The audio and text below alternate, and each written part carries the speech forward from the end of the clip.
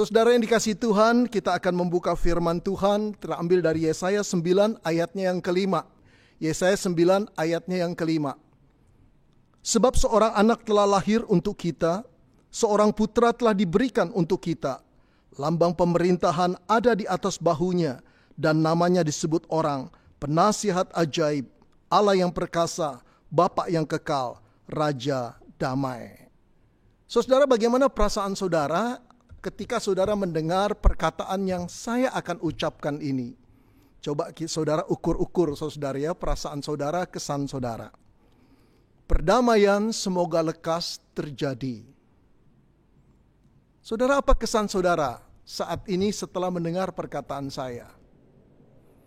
Saya kira kesan saudara biasa-biasa saja, non-reaktif. Kenapa? Ya memang perkataan itu tidak berkesan dalam arti sekarang ini, saudara, betul tidak? Saya pun kalau mendengar perkataan itu dari saudara, sangat-sangat tidak berkesan pasti. Tapi bila perkataan itu kita dengar saat perang terjadi, perang yang berkecamuk, mengerikan dan berlama-lama, saudara, pasti kesan perdamaian semoga lekas terjadi. Perkataan itu, saudara, sangat-sangat berkesan luar biasa. Saudara, pada Perang Dunia Pertama, negara-negara yang terlibat di dalam perang itu bisa dikelompokkan menjadi dua blok, saudara. Blok sentral dan blok sekutu. Saudara, blok sentral itu terdiri dari Jerman, Italia, Hongaria, kemudian Austria, dan lain-lain, saudara. Sedangkan blok sekutu, saudara, terdiri dari Inggris, Prancis, Rusia, Jepang, Yunani, dan lain-lain, saudara. Tercatat di dalam sejarah, ini adalah perang yang paling brutal, mengerikan, dan menghancurkan dalam sejarah manusia. Saudara bayangkan ada 10 juta prajurit tewas. 30 juta orang-orang sipil, saudara, mati. Lalu 21 juta orang terluka dan menjadi cacat. Sungguh satu korban perang yang sukar dibayangkan besarnya. Belum lagi rumah tinggal, pabrik, pertanian, persawahan, hancur berantakan, saudara.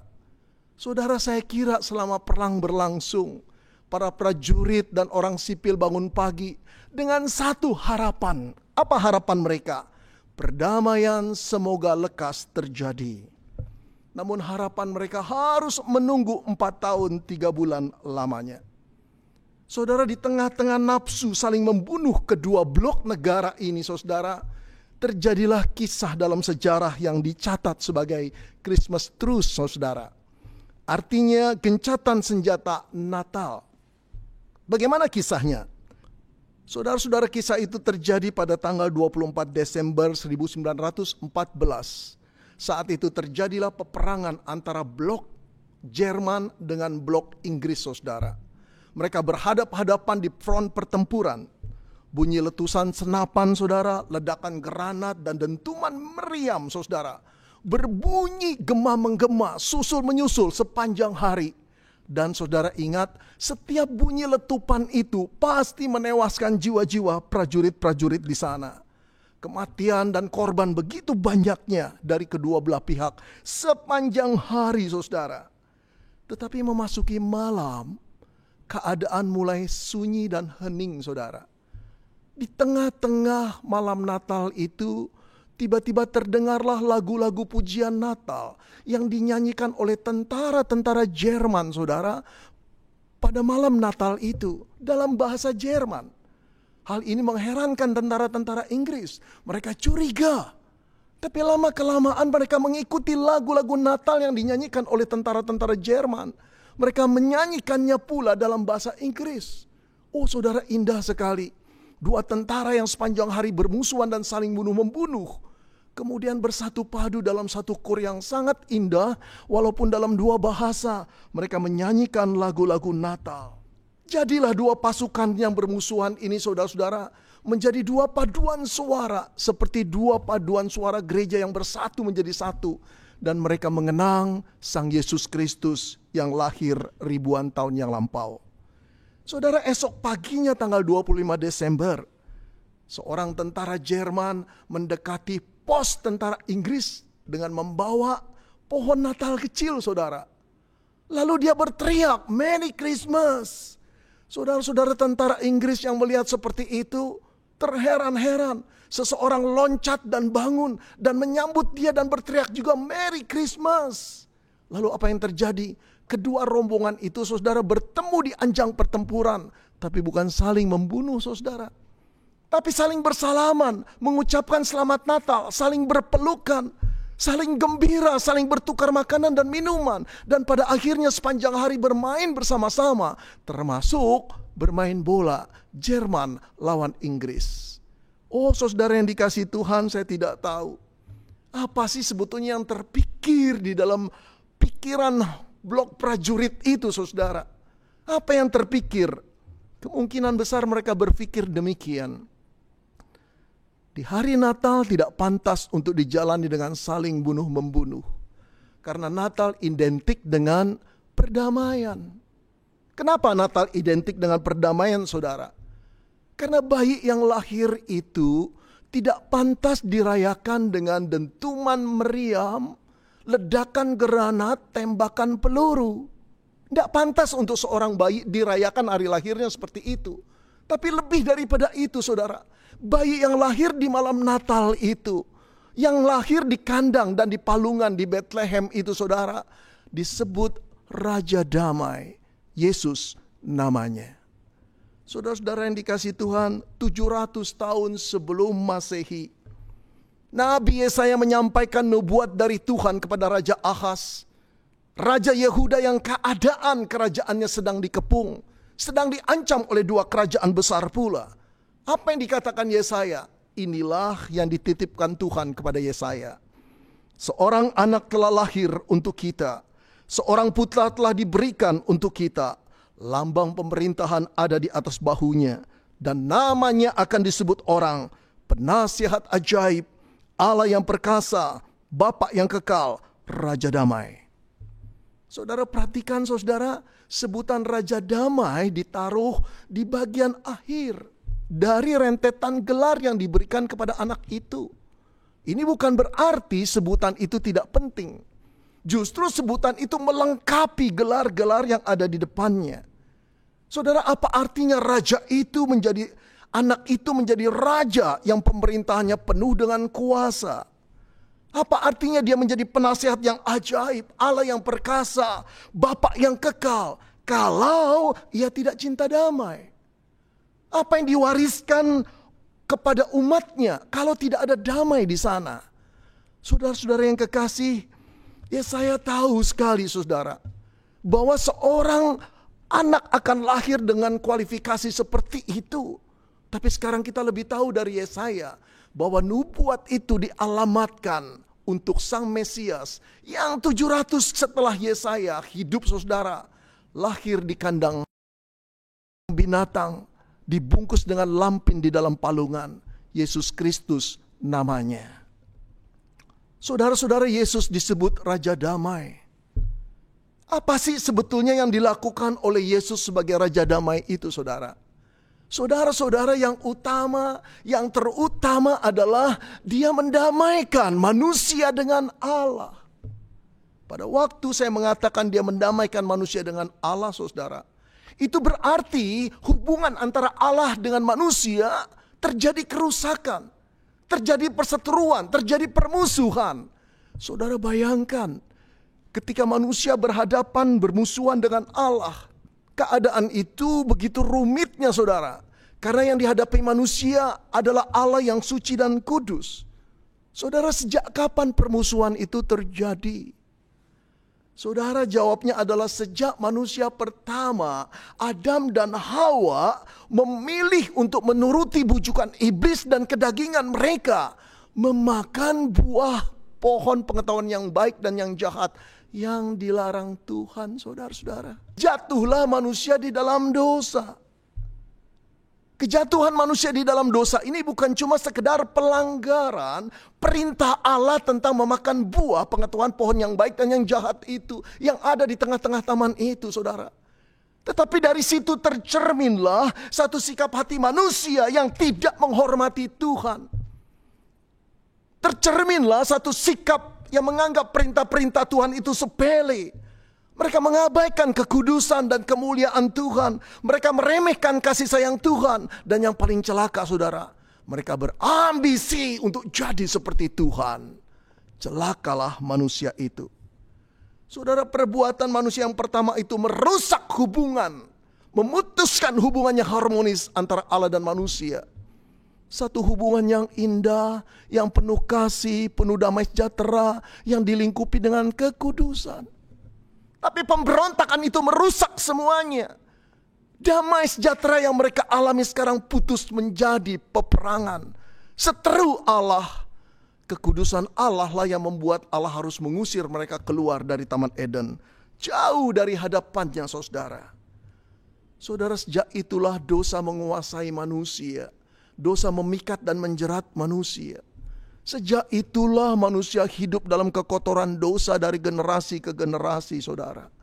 Sampai Roma 3 mengatakan tidak ada yang benar, tidak ada yang berakal budi, tidak ada seorang pun yang mencari Allah, tidak ada yang berbuat baik, tidak ada. Jalan damai manusia tidak kenal, rasa takut kepada Allah tidak ada pada manusia itu. Saudara, bisa dibayangkan, manusia semakin jahat dan semakin menantang Allah, tidak peduli dengan peraturan dan kekudusan Allah. Oh saudara, sejatinya manusia itu layak dihukum Allah dan dibinasakan seluruhnya. Karena Alkitab mengatakan tidak ada seorang pun yang tidak berbuat dosa. Saudara-saudara, sudah selayaknya manusia itu diadili Tuhan dan dilemparkan ke dapur api yang menyala-nyala. Terpisah dari Allah selama-lamanya. Di satu tempat di mana kertak dan ratap tangis tidak pernah berhenti di sana. Saudara-saudara, dalam keadaan status perang yang demikian, Allah pantas menghukum manusia dengan kebinasaan kekal. Saudara, itu pernah Allah lakukan pada zaman Nuh. Tapi dalam anugerah Allah, Allah masih menyelamatkan 6 orang. Tapi sekarang terus berulang, bahkan seluruh manusia sekarang sedang menghina Allah dengan dosa-dosa mereka, dengan kebebasan mereka, dan merasa mereka menjadi sama seperti Allah, bisa membuat peraturan-peraturan hidup sendiri dan mengeluarkan Allah dari kehidupan mereka. Allah bisa membinasakan mereka, saudara. Namun dalam keadaan status perang seperti itu, dalam keadaan Allah harus mengambil kebijaksanaan untuk memusnahkan manusia, justru di malam Natal pertama itu, Allah dengan kasih-Nya, saudara, mengambil langkah awal untuk mendamaikan dirinya dengan manusia. Dengan cara apa, saudara? Mengirim anak tunggalnya, Yesus Kristus Sang Raja Damai, untuk menjadi pendamai antara Allah dan manusia. Saudara, saat bayi itu lahir di kandang dan dibungkus dengan lampin, saat Maria dan Yusuf menatap terus putra mereka dengan penuh keharuan, saat para gembala melihatnya di palungan, saudara-saudara, tidak ada seorang pun saat itu yang tahu bahwa bayi itu adalah Raja Damai. Saudara, memang Maria dan Yusuf tahu sebagaimana yang dikatakan oleh para malaikat, bahwa bayi ini kelak akan membebaskan umatnya dari dosa. Tapi mereka tidak tahu sama sekali bagaimana anak mereka itu akan membebaskan umat manusia dari dosa. Saudara, tidak pernah terpikir sedikit pun oleh mereka, bayi kecil ini akan menyelamatkan manusia dari dosa mereka dengan cara mendamaikan hubungan mereka manusia dengan Allah. Dengan cara mengorbankan dirinya menjadi tumbal penebus salah manusia. Saudara, dari sini kita melihat bahwa Natal tidak pernah bisa dilepaskan dengan kayu salib yang harus menjadi bagian Yesus sebagai penebus salah manusia, sebagai pendamai. Dia mendamaikan Allah yang suci dan manusia yang berdosa. Saudara-saudara, ini tidak semudah mendamaikan dua orang yang bersengketa karena salah paham atau karena ketersinggungan. Oh saudara, tidak semudah itu.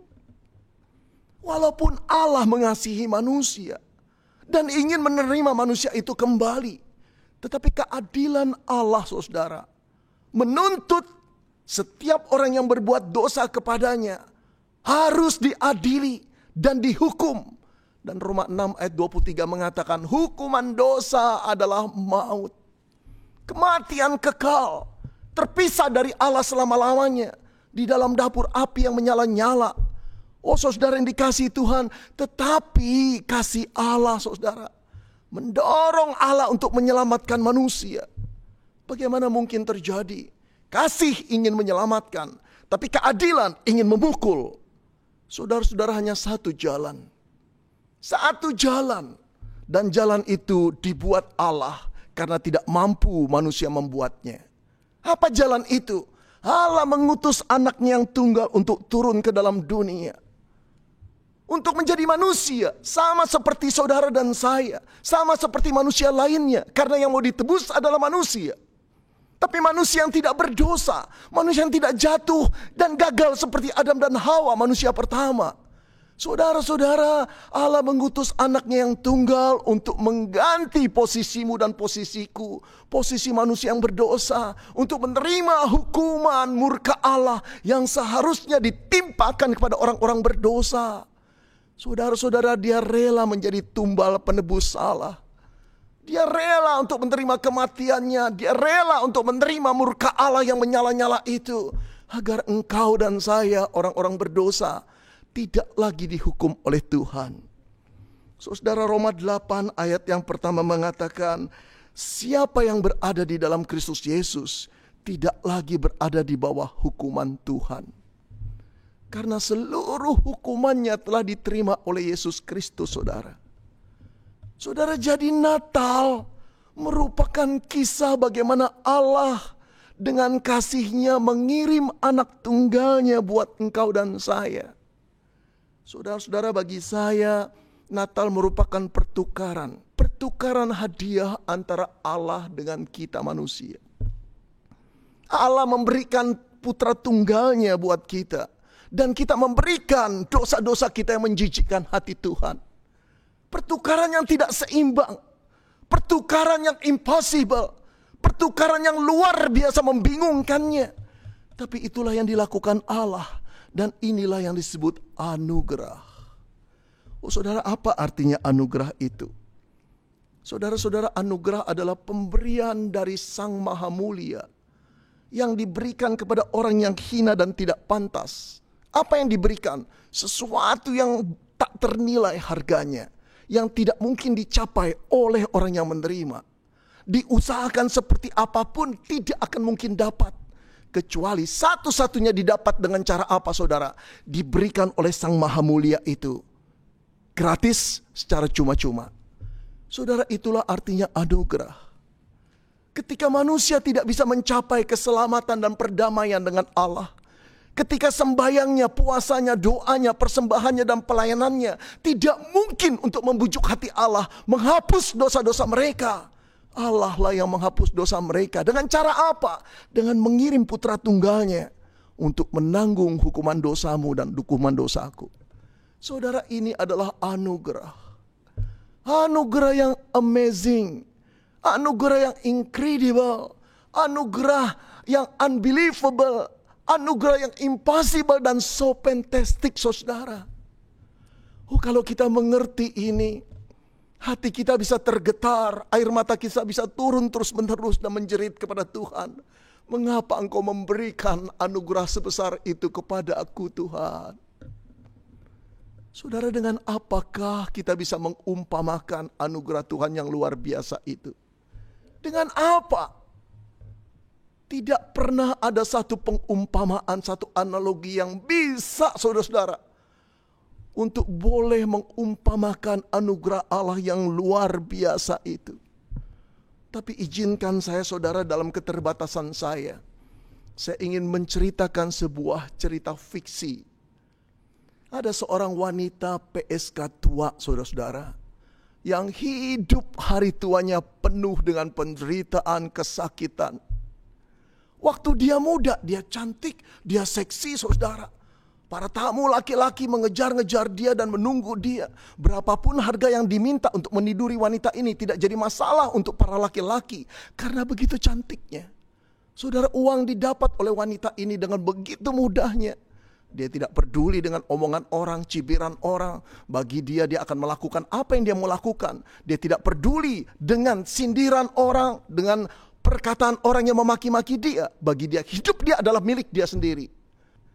Tapi saudara, menjelang dia tua, Kecantikannya mulai menurun. Tamu-tamunya juga makin sedikit. Sampai satu kali saudara, dia sudah demikian tuanya, hampir tak ada seorang pun yang mau menyewa tubuhnya. Saudara, dalam keadaan demikian dia mulai sakit-sakitan. Dan celakanya saudara, dokter memvonisnya menderita penyakit HIV. Saudara-saudara yang dikasihi Tuhan, dalam keadaan miskin, tua, merana, dan menderita seperti itu menjelang ajalnya, dia harus pindah rumah kontrakan ke sebuah kamar yang kumuh. Karena gak punya apa-apa lagi saudara. Tinggal kulit pembungkus tulang. Dia terbaring menanti ajalnya. Saudara, dalam keadaan demikian datanglah seorang dokter dari puskesmas yang mendengar informasi tentang wanita ini. Seorang dokter muda yang ganteng, yang pandai, anak orang kaya, datang ke gubuk reot yang kumuh.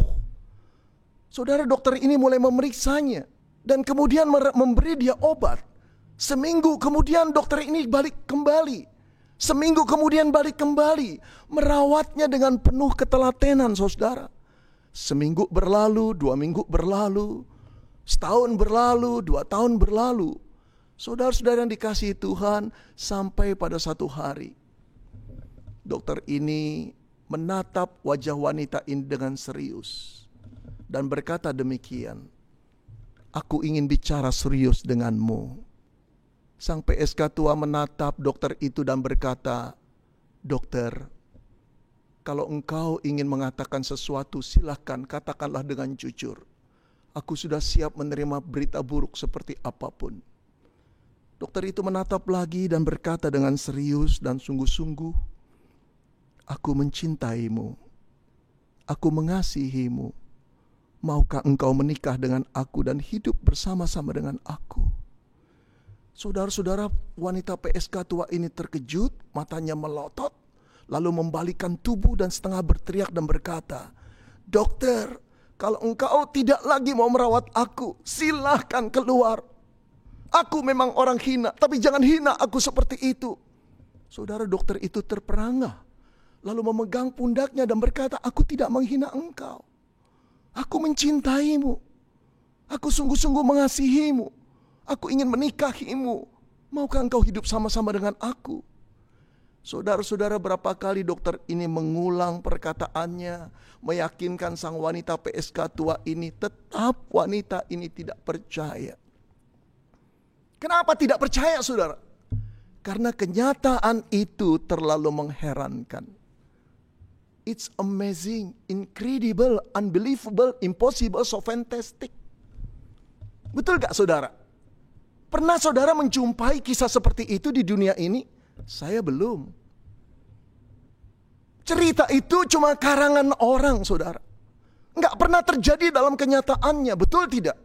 Nggak ada dokter muda yang ganteng, pandai, kaya raya, mencintai seorang wanita tua, mantan PSK, sakit penyakit, kena tertular HIV. Nggak ada dalam dunia ini. Oh saudara, tahukah saudara? Itulah yang dilakukan Yesus di kayu salib. Yang bermula dari malam Natal pertama. Ketika Raja Damai itu turun menjadi manusia. So incredible. Very fantastic saudara. Tidak ada anugerah seperti itu di dalam dunia ini. Tapi itulah yang terjadi. Dia Allah yang kudus, Dia Allah yang mulia, Dia Allah yang agung, Dia Allah yang terhormat, yang sering kali kita lukai dengan kebanggaan kita pada perbuatan-perbuatan dosa kita, yang harusnya menghukum kita, justru datang di malam Natal untuk menyapamu dan menyapaku, untuk menyelamatkanmu dan menyelamatkanku. Saudara, siapakah kita ini? Tidak lebih baik dari PSK tua yang pada waktu muda dengan kebanggaannya mengikuti kedagingan dan nafsu liarnya. Tidak peduli dengan moralitas, tidak peduli dengan agama. Setelah tua terbuang, saudara, siapa yang mau merawat dia? Tidak ada. Saudara, tapi Allah merawat kita. Allah mengasihi kita, Allah datang pada kita. untuk menyelamatkan kita. Dengan cara apa, saudara? Dengan cara mendamaikan diri kita dengan Allah. Dan Dia bersedia menjadi tumbalnya, penanggung hukuman dosamu dan dosaku.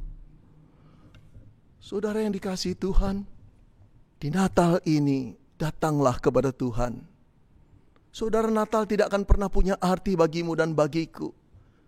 Berapa ratus kali pun kita mengikuti ibadah Natal dan mendengarkan khotbah Natal, kalau tidak ada satu kali pun engkau bertobat sungguh-sungguh dan datang kepada Tuhan dan membiarkan dirimu diperdamaikan oleh Kristus dengan kematiannya agar engkau berdamai dengan Allah. Saudara-saudara yang dikasihi Tuhan, berat menjadi musuh Allah itu. Setiap waktu Dia bisa menghukum kita. Setiap waktu Dia bisa mengambil kesempatan hidup kita untuk berakhir pada detik ini juga. Lalu berhadapan dengan Dia di tahta pengadilannya. Siapkah engkau? Saudara-saudara yang kekasih, kebanggaan kita hanyalah membuat dosa dan menyakiti hati Tuhan. Tapi tanggung jawab yang harus kita pikul di hadapan Allah terlalu mengerikan, saudara. Kita membutuhkan keselamatan yang dari Tuhan. Diperdamaikan dengan darah Kristus agar kita berdamai dengan Allah Bapa. Saudara yang dikasihi Tuhan, pernahkah saudara berpikir kenapa Allah berlama-lama dengan COVID-19?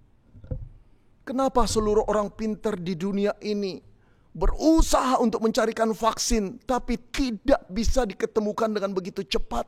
Kenapa makin banyak korban yang meninggal, saudara? Kenapa Allah berlama-lama dengan COVID-19 di dalam dunia ini? Saudara, jujur saya sendiri tidak tahu alasannya. Tapi pernah terpikir dalam benak saya, saudara, Allah berlama-lama di dalam COVID-19 ini karena Allah sedang bersabar menunggu sebagian orang untuk menyadari keberdosaannya, agar mereka bertobat, datang pada Tuhan, dan membiarkan dirinya diperdamaikan oleh Kristus dengan kematiannya di kayu salib, agar dia berdamai dengan Allah Bapa. Saudara, mungkin orang itu adalah engkau. Sudah lama Allah menunggumu. Sudah lama dalam panjang sabarnya Dia menantimu. Jangan lakukan lagi perbuatan-perbuatan dosa. Saudara, dosa menggelisahkanmu. Dosa membuat kepahitan hidupmu. Dosa membuat engkau resah. Dosa membuat engkau tidak tenang. Jangan teruskan lagi, saudara. Natal adalah hari perdamaian. Perdamaian antara dirimu dengan Tuhan. Datang pada Yesus dan katakan, Tuhan, aku bertobat. Tuhan, ampuni aku. Saudara, mari saya undang saudara untuk boleh berdoa kepada Tuhan. Dengan hati yang hancur, dengan pertobatan yang sungguh-sungguh, datang pada Tuhan dan meminta pertolongan pengampunannya, agar engkau diperdamaikan dengan Allah Bapa. Mari kita berdoa. Saudara, maukah engkau tunduk di hadapan Tuhan dan mengakui seluruh keberdosaanmu? Maukah engkau bertobat sungguh-sungguh dan meminta kepada Tuhan diperdamaikan hubungan yang putus, hubungan yang rusak dengan Allah, yang membuat engkau menjadi manusia liar yang melakukan dosa seperti apapun? Oh saudara, itu melukai hati Tuhan. Tapi di hari Natal ini Tuhan mengundang engkau untuk datang kepadanya memohon pengampunannya. Silakan ambil waktu saudara dan berkata, Tuhan, ampuni aku. Aku memerlukan pengampunanmu. Aku memerlukan perdamaianmu. Ya Tuhan, kasihani aku orang berdosa ini. Saudara, datanglah pada Tuhan. Datanglah pada Tuhan. Tidak ada satu orang pun yang berdosa seperti apapun yang ditolak Tuhan. Tidak ada dosa sebejat apapun yang tak mampu disucikan oleh darahnya. Saudara, datanglah. Berdoalah kepada Tuhan. Katakanlah, Tuhan, ampuni aku. Tebus dosaku, Tuhan. Terimalah aku kembali menjadi anak-anak-Mu. Saudara, bagi saudara yang telah berdoa, saya ingin memimpin doa pertobatan saudara. Ulangi doa saya sekalimat demi sekalimat. Ya Tuhan, aku datang kepadamu. Aku mengaku bahwa aku kotor, Hidupku bergelimbangan dosa. Aku menikmatinya dan berulang-ulang aku menikmatinya. Tapi hari ini aku gentar karena aku tahu itu sesuatu yang melukai hati Tuhan. Tuhan, ampuni pemberontakanku. Tuhan, ampuni penghinaanku terhadap kekudusan-Mu. Saat ini aku menangis di hadapan Tuhan dengan hancur hati. Dengarlah doa orang berdosa ini, Tuhan. Tuhan Yesus, masuklah dalam hatiku. Sucikanlah hatiku daripada dosa dengan darah-Mu. Damaikanlah diriku dengan Allah Bapa, agar aku diampuni dan agar aku diterimanya kembali menjadi anak-anak Allah, menjadi ciptaan baru. Terima kasih Tuhan untuk semuanya ini. Aku bersyukur karena Natal ini aku menerima hadiah yang luar biasa. Engkau mendamaikan aku dengan Allah Bapa. Terima kasih Tuhan, aku berjanji akan hidup kudus di hadapan Tuhan, membaca firman-Mu, berdoa dan mengikuti kebaktian, menjauhkan hal-hal yang jahat. Tolonglah aku, Roh Kudus, bantulah aku untuk menjalani hidup yang kudus di hadapan-Mu. Terima kasih Bapa, terpujilah nama-Mu. Dalam nama Tuhan Yesus Kristus kami berdoa. Amin.